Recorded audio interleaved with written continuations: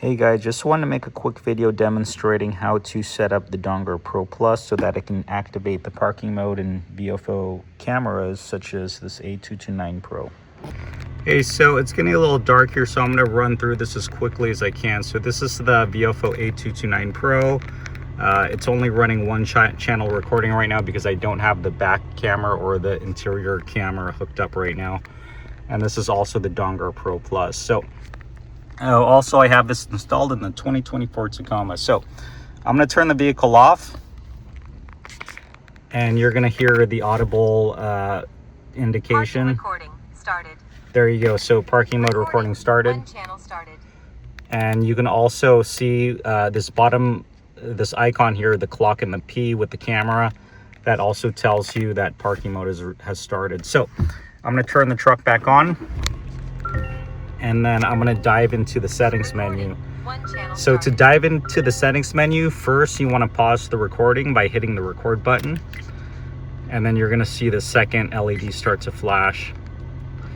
And then go into the settings menu. That's this left button. And then you're going to want to go to video settings. And then go to about the third page. And you're going to see parking recording. So just going through these really quick. Parking mode, this is... consider this the quality, right? So it's only going to record 2 FPS in parking mode. That way you can prolong battery life and recording time, total recording, SD card type stuff.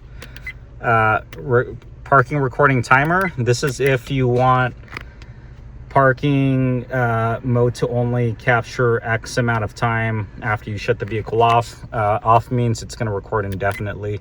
And of course, you got Dongar Pro Plus monitoring your voltage and your battery cutoff there. Enter parking mode timer. You have your options of off or 90 seconds. If enter parking mode timer is off, that means as soon as you turn the truck off, or your vehicle that is, it's going to immediately go into parking mode.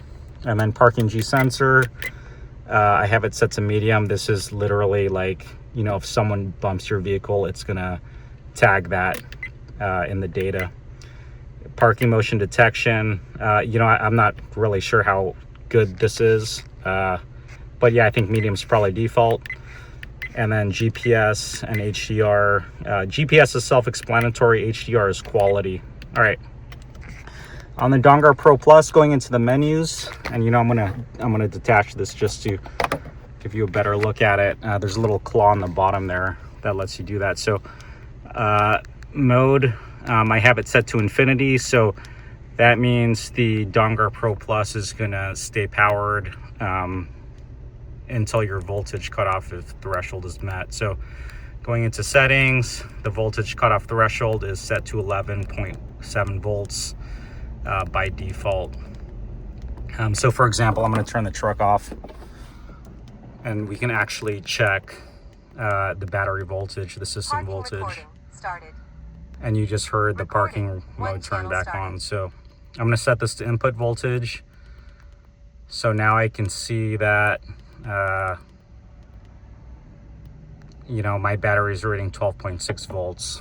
All right, so the other settings to activate the Viofo parking mode, go into settings, 5 volt, always on, has to be on.